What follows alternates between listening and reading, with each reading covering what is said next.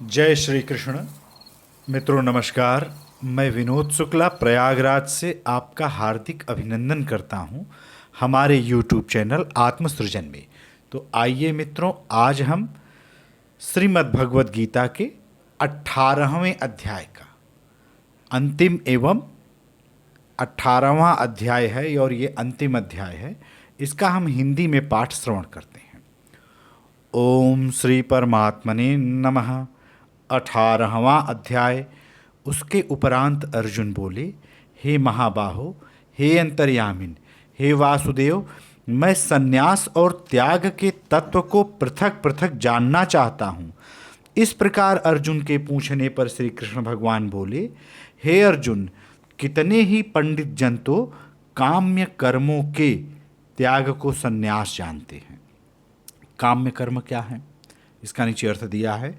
स्त्री, पुत्र और धन आदि प्रिय वस्तुओं की प्राप्ति के लिए तथा रोग संकटादि की निवृत्ति के लिए जो यज्ञ, दान, तप और उपासना आदि कर्म किए जाते हैं, उनका नाम काम्य कर्म है।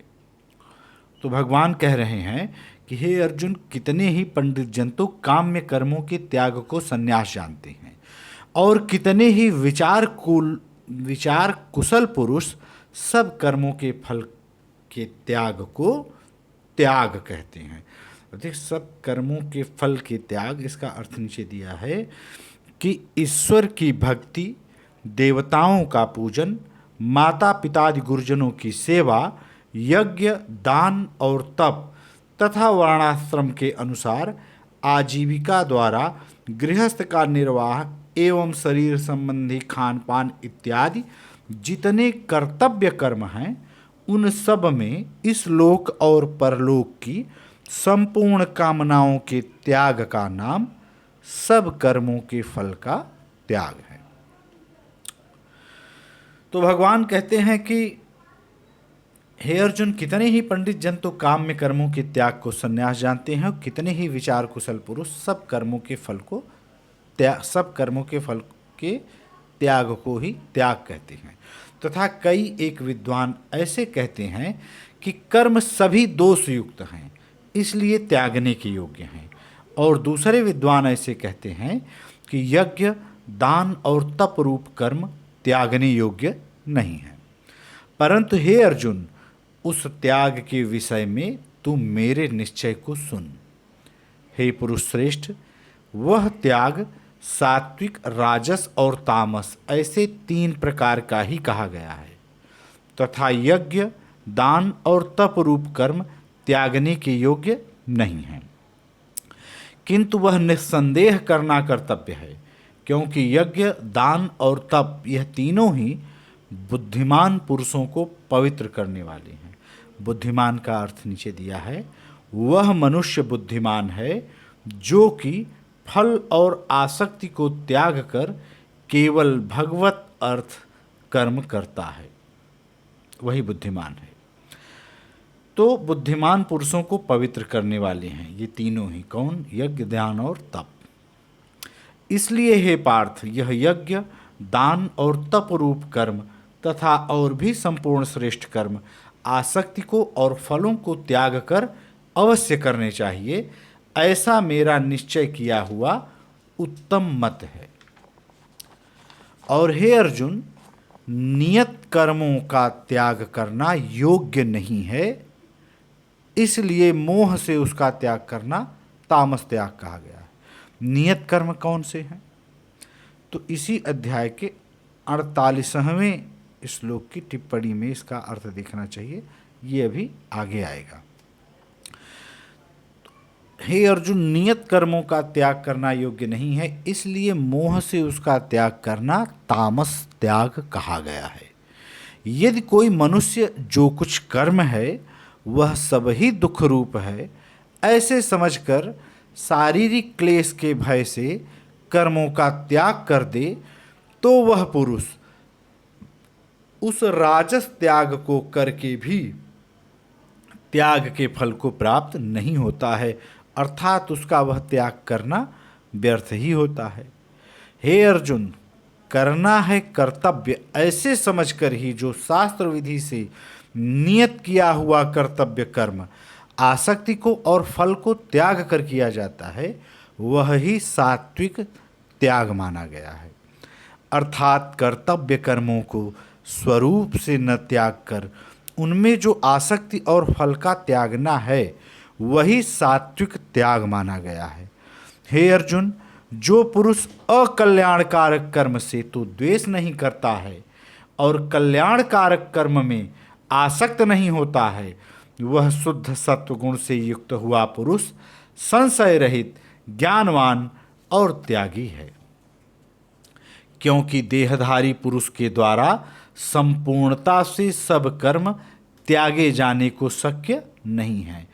इससे जो पुरुष कर्मों के फल का त्यागी है, वही त्यागी है ऐसे कहा जाता है। सकामी पुरुषों के कर्म का ही अच्छा, बुरा और मिला हुआ ऐसे 3 प्रकार का फल मरने के पश्चात भी होता है। और त्यागी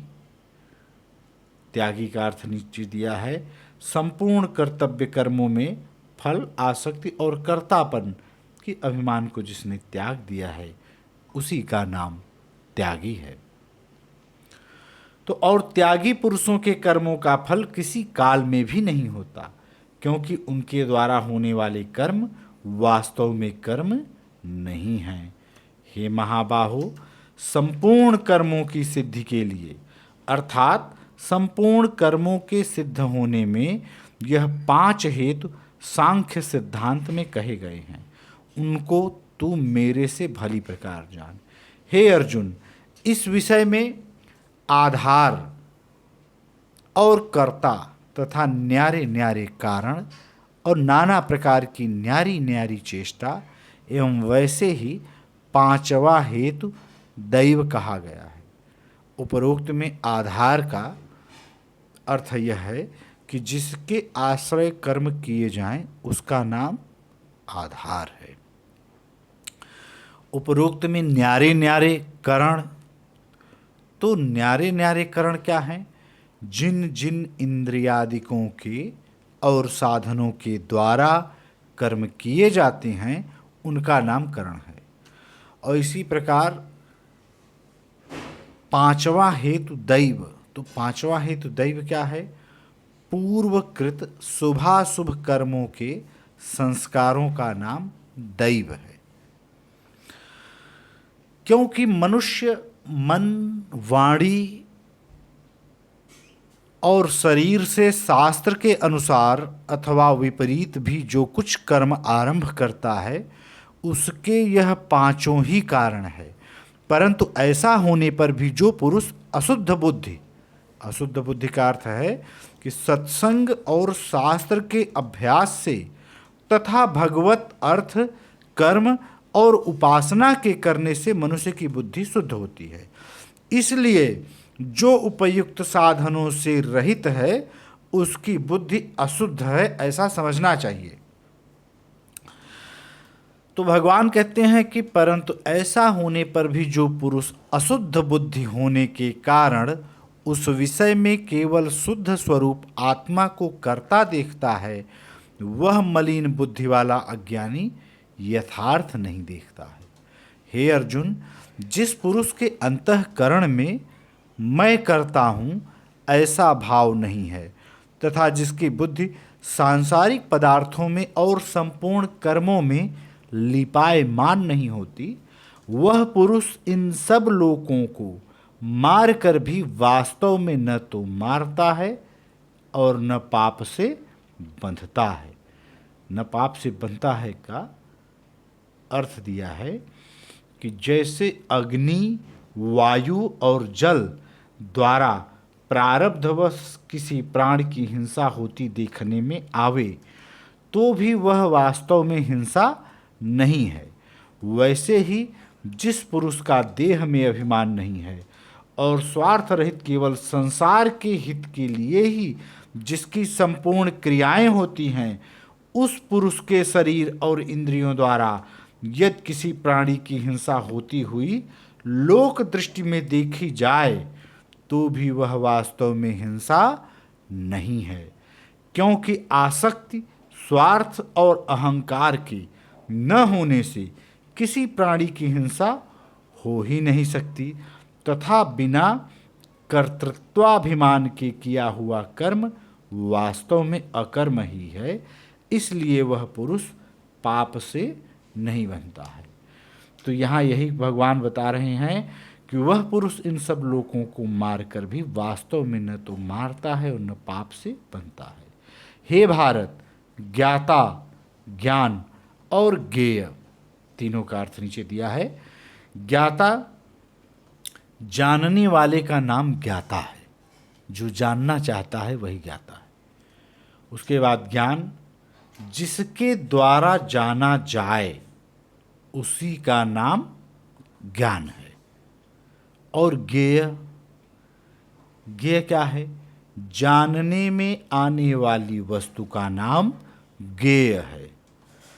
तो भगवान कहते हैं कि हे भारत, ज्ञाता, ज्ञान और ज्ञेय यह तीनों तो कर्म के प्रेरक हैं, अर्थात इन तीनों के संयोग से तो कर्म में प्रवृत्त होने की इच्छा उत्पन्न होती है, और कर्ता, करण और क्रिया यह तीनों कर्म के संग्रह हैं, अर्थात इन तीनों के संयोग से कर्म बनता है।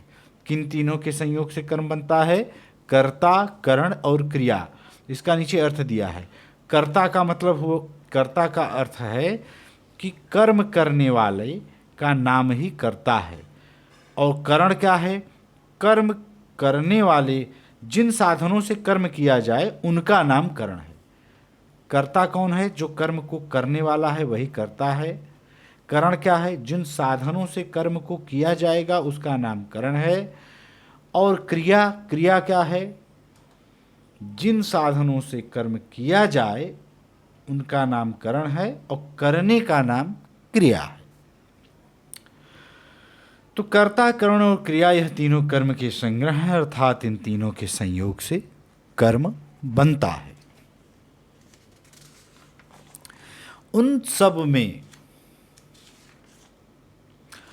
उन सब में ज्ञान और कर्म तथा कर्ता भी गुणों के भेद से सांख्य शास्त्र में तीन तीन प्रकार से कहे गए हैं। उनको भी तो मेरे से भली प्रकार सुन। हे अर्जुन, जिस ज्ञान से मनुष्य पृथक पृथक सब भूतों में एक अविनाशी परमात्म भाव को विभाग रहित समभाव से स्थित देखता है, उस ज्ञान को तू सात्विक जान। और जो ज्ञान, अर्थात जिस ज्ञान के द्वारा मनुष्य संपूर्ण भूतों में भिन्न भिन्न प्रकार के अनेक भावों को न्यारा न्यारा करके जानता है, उस ज्ञान को तू राजस जान। और जो ज्ञान एक कार्य रूप में शरीर में ही संपूर्णता के सदृश आसक्त है, अर्थात जिस विपरीत ज्ञान के द्वारा मनुष्य एक क्षण भंगुर नाशवान शरीर को ही आत्मा मानकर उसमें सर्वस्व की भांति आसक्त रहता है, तथा जो बिना युक्ति वाला तत्व अर्थ से रहित और तुच्छ है, वह ज्ञान तामस कहा गया है।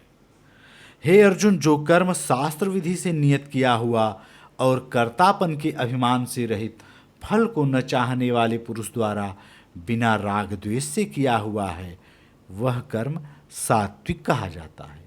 और जो कर्म बहुत परिश्रम से युक्त है तथा फल को चाहने वाले और अहंकार युक्त पुरुष द्वारा किया जाता है, वह कर्म राजस कहा गया है। तथा जो कर्म परिणाम, हानि, हिंसा और सामर्थ्य को न विचार कर केवल अज्ञान से आरंभ किया जाता है, वह कर्म तामस कहा जाता है। हे अर्जुन, जो कर्ता आसक्ति से रहित और अहंकार के वचन न बोलने वाला, धैर्य और उत्साह से युक्त, कार्य के सिद्ध होने और न होने में हर्ष शोकादि विकारों से रहित है, वह कर्ता तो सात्विक कहा जाता है।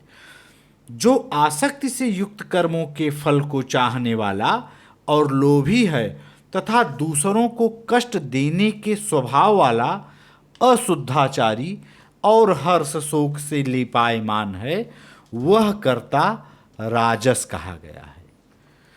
जो विक्षेप युक्त चित्त वाला शिक्षा से रहित, घमंडी, धूर्त और दूसरे की आजीविका का नाशक एवं शोक करने के स्वभाव वाला आलसी और दीर्घसूत्री है। देखिए यहाँ ध्यान दीजिए, दीर्घसूत्री का अर्थ दिया है। दीर्घसूत्री उसको कहा जाता है कि जो थोड़े काल में होने लायक साधारण कार्य को भी फिर कर लेंगे, ऐसी आशा से बहुत काल तक पूरा नहीं करता है, उसको दीर्घसूत्री कहते हैं। तो यहाँ भगवान कह रहे हैं कि दीर्घसूत्री है वह कर्ता तामस कहा जाता है। हे अर्जुन, तू बुद्धि का और धारण शक्ति का भी गुणों के कारण 3 प्रकार का भेद संपूर्णता से विभाग पूर्वक मेरे से कहा हुआ सुन। हे पार्थ, प्रवृत्ति मार्ग और निवृत्ति मार्ग को तथा कर्तव्य और अकर्तव्य को एवं भय और अभय को तथा बंधन और मोक्ष को जो बुद्धि तत्व से जानती है वह बुद्धि तो सात्विकी है। देखिए यहाँ प्रवृत्ति मार्ग और निवृत्ति मार्ग 2 शब्दों का अर्थ दिया है विशेष रूप से। प्रवृत्ति मार्ग है गृहस्थ में रहते हुए फल और आसक्ति को त्याग कर भगवत अर्पण बुद्धि से केवल लोक शिक्षा के लिए राजा जनक की भांति बरतने का नाम प्रवृत्ति मार्ग है। और दूसरा निवृत्ति मार्ग क्या है? देहाभिमान को त्याग कर केवल सच्चिदानंद घन परमात्मा में एक ही भाव से स्थित हुए श्री सुखदेव जी और सनकादिकों की भांति संसार से उपराम होकर विचरने का नाम निवृत्ति मार्ग है। तो इसलिए भगवान बता रहे हैं कि हे पार्थ, प्रवृत्ति मार्ग और निवृत्ति मार्ग को तथा कर्तव्य और अकर्तव्य को एवं भय और अभय को तथा बंधन और मोक्ष को जो बुद्धि तत्व से जानती है वह बुद्धि तो सात्विकी है। हे पार्थ, जिस बुद्धि के द्वारा मनुष्य धर्म और अधर्म को तथा कर्तव्य और अकर्तव्य को भी यथार्थ नहीं जानता है वह बुद्धि राजसी है। और हे अर्जुन, जो तमोगुण से आवृत्त हुई बुद्धि अधर्म को धर्म ऐसा मानती है तथा और भी संपूर्ण अर्थों को विपरीत ही मानती है वह बुद्धि तामसी है। हे पार्थ, ध्यान योग के द्वारा जिस अव्यभिचारिणी धारणा से, अव्यभिचारिणी धारणा क्या है? भगवत विषय के सिवाय अन्य सांसारिक विषयों को धारण करना ही व्यभिचार दोष है। उस दोष से जो रहित है वह अव्यभिचारिणी धारणा है। तो भगवान कहते हैं, हे पार्थ, ध्यान योग के द्वारा जिस अव्यभिचारिणी धारणा से मनुष्य मन, प्राण और इंद्रियों की क्रियाओं को, ये क्या है मन, प्राण और इंद्रियों की क्रियाएं? मन, प्राण और इंद्रियों को भगवत प्राप्ति के लिए भजन, ध्यान और निष्काम कर्मों में लगाने का नाम उनकी क्रियाओं को धारण करना है। तो मनुष्य मन, प्राण और इंद्रियों की क्रियाओं को धारण करता है वह धारणा तो सात्विकी है। और हे प्रथापुत्र अर्जुन, फल की इच्छा वाला मनुष्य अति आसक्ति से जिस धारणा के द्वारा धर्म, अर्थ और कामों को धारण करता है वह धारणा राजसी है। तथा हे पार्थ, दुष्ट बुद्धि वाला मनुष्य जिस धारणा के द्वारा निद्रा, भय, चिंता और दुख को एवं उन्मत्तता को भी नहीं छोड़ता है अर्थात धारण किए रहता है वह धारणा तामसी है। हे अर्जुन, अब सुख भी तू 3 प्रकार का मेरे से सुन। हे भरत श्रेष्ठ, जिस सुख में साधक पुरुष भजन, ध्यान और सेवादि के अभ्यास से रमण करता है और दुखों के अंत को प्राप्त होता है वह सुख प्रथम साधन के आरंभ काल में यद्यपि विष के सदृश भासता है, साधना के आरंभ काल में विष के सदृश भासता है। इसका अर्थ ये है कि जैसे खेल में आसक्ति वाले बालक को विद्या का अभ्यास मूढ़ता के कारण प्रथम विष के तुल्य भासता है, वैसे ही विषयों में आसक्ति वाले पुरुष को भगवत भजन, ध्यान, सेवा आदि साधनों का अभ्यास मर्म न जानने के कारण प्रथम विष के सदृश भासता है। कितनी सुंदर बात है। भगवान कह रहे हैं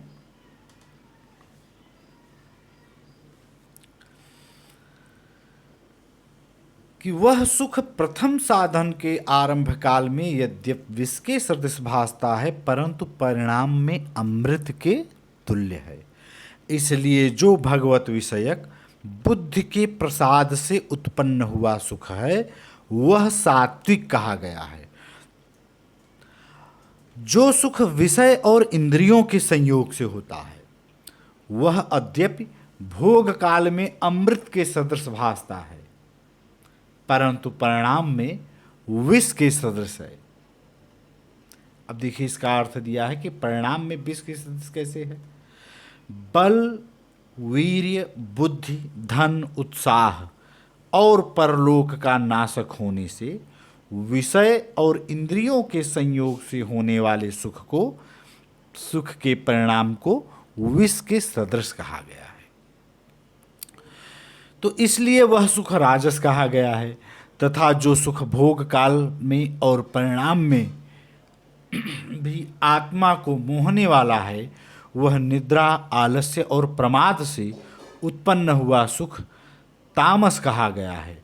और हे अर्जुन, पृथ्वी में या स्वर्ग में अथवा देवताओं में ऐसा वह कोई भी प्राणी नहीं है कि जो इन प्रकृति से उत्पन्न हुए तीनों गुणों से रहित हो, क्योंकि यावन् मात्र सर्व जगत त्रिगुणमयी माया का ही विकार है।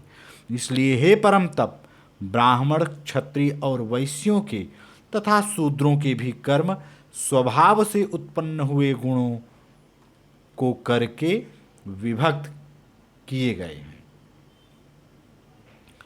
अर्थात पूर्वकृत कर्मों के संस्कार रूप स्वभाव से उत्पन्न हुए गुणों के अनुसार विभक्त किए गए हैं। उनमें अंतःकरण का निग्रह, इंद्रियों का दमन, बाहर भीतर की शुद्धि। बाहर भीतर की शुद्धि का अर्थ समझिए, जिसको आप गीता का जो 13वां अध्याय है उसके श्लोक की 7वीं की टिप्पणी देखिए, तो गीता का अध्याय का 13वां श्लोक देख सकते हैं। उसमें इसका अर्थ दिया है कि बाहर भीतर की शुद्धि क्या है। तो बाहर भीतर की शुद्धि धर्म के लिए कष्ट सहन करना और क्षमा भाव एवं मन, इंद्रियां और शरीर की सरलता, आस्तिक बुद्धि, शास्त्र विषय ज्ञान और परमात्म तत्व का अनुभव भी, ये तो ब्राह्मण के स्वाभाविक कर्म हैं। शूरवीरता, तेज, धैर्य, चतुरता और युद्ध में भी न भागने का स्वभाव एवं दान और स्वामी भाव अर्थात निस्वार्थ भाव से सबका हित सोचकर शास्त्राज्ञानुसार शासन द्वारा प्रेम के सहित पुत्र तुल्य प्रजा को पालन करने का भाव, ये सब क्षत्रिय के स्वाभाविक कर्म हैं। खेती, गोपालन और क्रय विक्रय रूप सत्य व्यवहार। सत्य व्यवहार का देखिए व्याख्या दी गई है कि वस्तुओं के खरीदने और बेचने में तौल, नाप और गिनती आदि से कम देना अथवा अधिक लेना एवं वस्तु को बदलकर या एक वस्तु में दूसरी खराब वस्तु मिलाकर दे देना अथवा अच्छी ले लेना तथा नफा, आढ़त और दलाली ठहराकर उससे अधिक दाम लेना या कम देना तथा झूठ, कपट, चोरी और जबरदस्ती से अथवा अन्य किसी प्रकार से दूसरे के हक को ग्रहण कर लेना इत्यादि दोषों से रहित जो सत्यता पूर्वक पवित्र वस्तुओं का व्यापार है, उसका नाम सत्य व्यवहार है। तो यहाँ भगवान कहते हैं खेती, गोपालन और क्रय विक्रय रूप सत्य व्यवहार ये वैश्य के स्वाभाविक कर्म हैं, और सब वर्णों की सेवा करना यह शूद्र का भी स्वाभाविक कर्म है। एवं इस अपने अपने स्वाभाविक कर्म में लगा हुआ मनुष्य भगवत प्राप्ति रूप परम सिद्धि को प्राप्त होता है। परंतु जिस प्रकार से अपने स्वाभाविक कर्म में लगा हुआ मनुष्य परम सिद्धि को प्राप्त होता है, उस विधि को तू मेरे से सुन।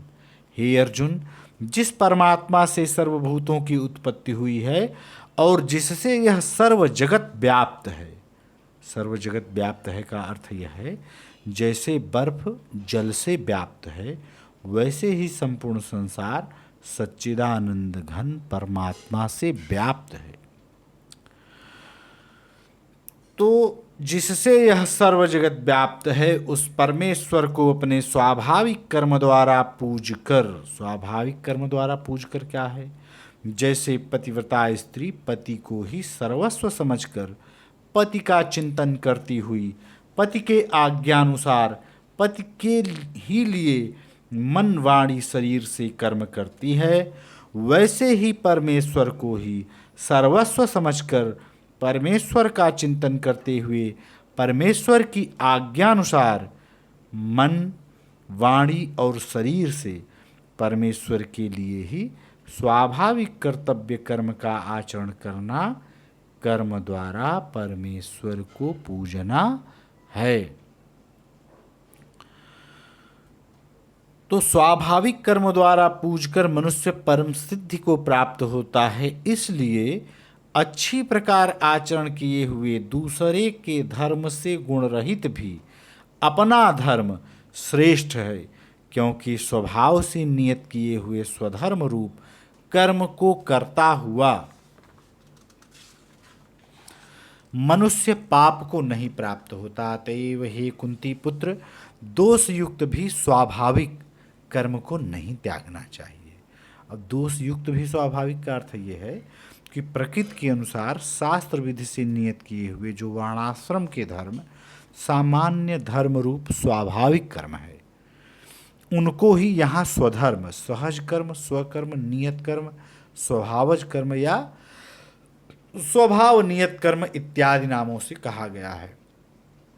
तो स्वाभाविक कर्म को नहीं त्यागना चाहिए, क्योंकि धुएं से अग्नि के सदृश सभी कर्म किसी न किसी दोष से आवृत हैं। हे अर्जुन, सर्वत्र आसक्ति रहित बुद्धि वाला, स्पृहा रहित और जीते हुए अंतःकरण वाला पुरुष सांख्य योग के द्वारा भी परम नई कर्म सिद्धि को प्राप्त होता है, अर्थात क्रिया रहित शुद्ध सच्चिदानंद घन परमात्मा की प्राप्ति रूप परम सिद्धि को प्राप्त होता है। इसलिए हे कुंती पुत्र, अंतःकरण की शुद्धि रूप सिद्धि को प्राप्त हुआ पुरुष जैसे सांख्य योग के द्वारा सच्चिदानंद घन ब्रह्म को प्राप्त होता है, तथा जो तत्व ज्ञान की परानिष्ठा है उसको भी तुम मेरे से संक्षेप में जान। हे अर्जुन, विशुद्ध बुद्धि से युक्त एकांत और शुद्ध देश का सेवन करने वाला तथा मिताहारी, कि मिताहारी का अर्थ यह है कि हल्का और अल्पाहार लेने वाला, जीते हुए मन वाणी शरीर वाला और दृढ़ वैराग्य को भली प्रकार प्राप्त हुआ पुरुष निरंतर ध्यान योग के परायण हुआ सात्विक धारणा से, सात्विक धारणा इसका गीता के अध्याय 18 में ही श्लोक 33 में इसका विस्तार है। सात्विक धारणा अंतःकरण को वश में करके तथा शब्दादिक विषयों को त्याग कर राग द्वेष को नष्ट करके तथा अहंकार बल घमंड काम क्रोध और संग्रह को त्याग कर ममता रहित और शांत अंतःकरण हुआ सच्चिदानंद घन ब्रह्म में एक ही भाव होने के लिए योग्य होता है। फिर वह सच्चिदानंद घन ब्रह्म में एक ही भाव से स्थित हुआ प्रसन्न चित्त वाला पुरुष न तो किसी वस्तु के लिए शोक करता है और न किसी की आकांक्षा ही करता है, एवं सब भूतों में संभाव हुआ, सब भूतों में संभाव हुआ, ये 6वें अध्याय के श्लोक 29 में देखना चाहिए, मेरी पराभक्ति को प्राप्त होता है। पराभक्ति यह है कि जो तत्व ज्ञान की पराकाष्ठा है तथा जिसको प्राप्त होकर और कुछ जानना बाकी नहीं रहता, वही यहाँ पराभक्ति है। तो मेरी पराभक्ति को प्राप्त होता है। उस पराभक्ति के द्वारा मेरे को तत्व से भली प्रकार जानता है, मैं जो और जिस प्रभाव वाला हूँ तथा उस भक्ति से मेरे को तत्व से जानकर तत्काल ही मेरे में प्रवेश हो जाता है, अर्थात अनन्य भाव से मेरे को प्राप्त हो जाता है, फिर उसकी दृष्टि में मुझ वासुदेव के सिवा और कुछ भी नहीं रहता। मेरे परायण हुआ निष्काम कर्म योगी तो संपूर्ण कर्मों को सदा करता हुआ भी मेरी कृपा से सनातन अविनाशी परम पद को प्राप्त हो जाता है। इसलिए हे अर्जुन, तू सब कर्मों को मन से मेरे में अर्पण करके, मन से मेरे में अर्पण करके का अर्थ यह है कि गीता के अध्याय 9वें श्लोक और 27वें में इसकी पूरी विधि कही गई है। मन में अर्पण करके मेरे परायण हुआ समत्व बुद्धि रूप निष्काम कर्म योग का अवलंबन करके निरंतर मेरे में चित्त वाला हो। इस प्रकार तू मेरे में निरंतर मन वाला हुआ मेरी कृपा से जन्म मृत्यु आदि सब संकटों को अनायास ही तर जाएगा, और यदि अहंकार के कारण मेरे वचनों को नहीं सुनेगा तो नष्ट हो जाएगा, अर्थात परमार्थ से भ्रष्ट हो जाएगा। जो तू अहंकार को अवलंबन करके ऐसा मानता है कि मैं युद्ध नहीं करूंगा, तो यह तेरा निश्चय मिथ्या है, क्योंकि क्षत्रियपन का स्वभाव तेरे को जबरदस्ती युद्ध में लगा देगा। हे अर्जुन, जिस कर्म को तू मोह से नहीं करना चाहता है उसको भी अपने पूर्वकृत स्वाभाविक कर्म से बंधा हुआ परवश होकर करेगा, क्योंकि हे अर्जुन, शरीर रूप यंत्र में आरूढ़ हुए संपूर्ण प्राणियों को अंतर्यामी परमेश्वर अपनी माया से उनके कर्मों के अनुसार भ्रमाता हुआ सब भूत प्राणियों के हृदय में स्थित है। इसलिए हे भारत, सब प्रकार से उस परमेश्वर की ही अनन्य शरण को, अनन्य शरण का तात्पर्य है कि लज्जा भय मान बड़ाई और आसक्ति को त्याग कर एवं शरीर और संसार में अहंता ममता से रहित होकर केवल एक परमात्मा को ही परम आश्रय, परम गति और सर्वस्व समझना तथा अनन्य भाव से अतिशय श्रद्धा भक्ति और प्रेम पूर्वक निरंतर भगवान के नाम गुण प्रभाव और स्वरूप का चिंतन करते रहना एवं भगवान का भजन और स्मरण रखते हुए ही उनके आज्ञानुसार कर्तव्य कर्मों का निस्वार्थ भाव से केवल परमेश्वर के लिए आचरण करना, यह सब प्रकार से परमात्मा के अनन्य शरण होना है। अनन्य शरण का तात्पर्य अब किसी दूसरे की शरण की आवश्यकता नहीं है, हम बस केवल परमात्मा की ही शरण में हैं। तो सब प्रकार से उस परमेश्वर की ही अनन्य शरण को प्राप्त हो, उस परमात्मा की कृपा से ही परम शांति को और सनातन परम धाम को प्राप्त होगा। इस प्रकार यह गोपनीय से भी अति गोपनीय ज्ञान मैंने तेरे लिए कहा है।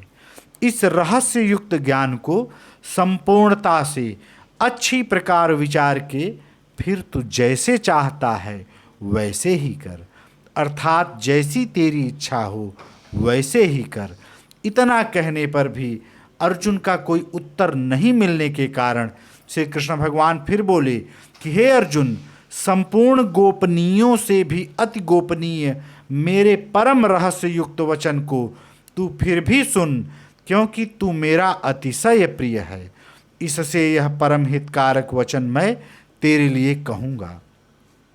हे अर्जुन, तू केवल मुझ सच्चिदानंद घन वासुदेव परमात्मा में ही अनन्य प्रेम से नित्य निरंतर अचल मन वाला हो और मुझ परमेश्वर को ही अतिशय श्रद्धा भक्ति सहित निष्काम कर्म भाव से नाम गुण और प्रभाव के श्रवण कीर्तन मनन और पठन पाठन द्वारा निरंतर भजने वाला हो, तथा मेरा शंख चक्र गदा पद्म और किरीट कुंडल आदि भूषणों से युक्त पीतांबर वनमाला और कौस्तुभमणिधारी विष्णु का मन वाणी और शरीर के द्वारा सर्वस्व अर्पण करके अतिशय श्रद्धा भक्ति और प्रेम से विह्वलता पूर्वक पूजन करने वाला हो और मुझ सर्वशक्तिमान विभूति, बल, ऐश्वर्य, माधुर्य,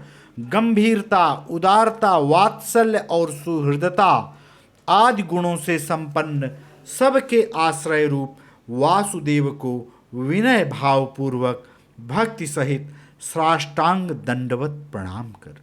ऐसा करने से तू मेरे को ही प्राप्त होगा। यह मैं तेरे लिए सत्य प्रतिज्ञा करता हूँ, क्योंकि तू मेरा अत्यंत प्रिय सखा है। इसलिए सर्वधर्मों को अर्थात संपूर्ण कर्मों के आश्रय को त्याग कर केवल एक मुझ सच्चिदानंद घन वासुदेव परमात्मा की ही अनन्य शरण को प्राप्त हो। मैं तेरे को संपूर्ण पापों से मुक्त कर दूंगा, तू शोक मत कर। हे अर्जुन, इस प्रकार तेरे हित के लिए कहे हुए इस गीता रूप परम रहस्य को किसी काल में भी न तो तप रहित मनुष्य के प्रति कहना चाहिए और न भक्ति रहित के प्रति तथा न बिना सुनने की इच्छा वाले के ही प्रति कहना चाहिए, एवं जो मेरी निंदा करता है उसके प्रति भी नहीं कहना चाहिए। परंतु जिनमें यह सब दोष नहीं हो, ऐसे भक्तों के प्रति प्रेम पूर्वक उत्साह के सहित कहना चाहिए, क्योंकि जो पुरुष मेरे में परम प्रेम करके इस परम रहस्य युक्त गीता शास्त्र को मेरे भक्तों में कहेगा, अर्थात निष्काम भाव से प्रेम पूर्वक मेरे भक्तों को पढ़ावेगा या अर्थ की व्याख्या द्वारा इसका प्रचार करेगा, वह निस्संदेह मेरे को ही प्राप्त होगा। और न तो उससे बढ़कर मेरा अतिशय प्रिय कार्य करने वाला मनुष्यों में कोई है और न उससे बढ़कर मेरा अत्यंत प्यारा पृथ्वी में दूसरा कोई होवेगा। तथा हे अर्जुन, जो पुरुष इस धर्ममय हम दोनों के संवाद रूप गीता शास्त्र को पढ़ेगा अथवा नित्य पाठ करेगा, उसके द्वारा मैं ज्ञान यज्ञ से पूजित होऊंगा। ये अध्याय 4 के श्लोक 33 में ज्ञान यज्ञ का विस्तृत अर्थ दिया है। उसके द्वारा मैं ज्ञान यज्ञ से पूजित होऊंगा, ऐसा मेरा मत है। जो पुरुष श्रद्धायुक्त और दोष दृष्टि से रहित हुआ इस गीता शास्त्र का श्रवण मात्र भी करेगा, वह भी पापों से मुक्त हुआ उत्तम कर्म करने वालों के श्रेष्ठ लोकों को प्राप्त होएगा। इस प्रकार गीता का महात्म्य कहकर भगवान श्री कृष्णचंद्र आनंद कंद ने अर्जुन से पूछा, हे पार्थ, क्या यह मेरा वचन तैने एकाग्र चित्त से श्रवण किया? और हे धनंजय, क्या तेरा अज्ञान से उत्पन्न हुआ मोह नष्ट हुआ? इस प्रकार भगवान के पूछने पर अर्जुन बोले, हे अच्युत, आपकी कृपा से मेरा मोह नष्ट हो गया है और मुझे स्मृति प्राप्त हुई है, इसलिए मैं संशय रहित हुआ स्थित हूँ और आपकी आज्ञा पालन करूँगा। इसके उपरांत संजय बोले, हे राजन, इस प्रकार मैंने श्री वासुदेव के और महात्मा अर्जुन के इस अद्भुत रहस्य युक्त और रोमांचकारक संवाद को सुना, कैसे कि श्री व्यास जी की कृपा से दिव्य दृष्टि द्वारा मैंने इस परम रहस्य युक्त गोपनीय योग को साक्षात कहते हुए स्वयं एक योगेश्वर श्री कृष्ण भगवान से सुना है।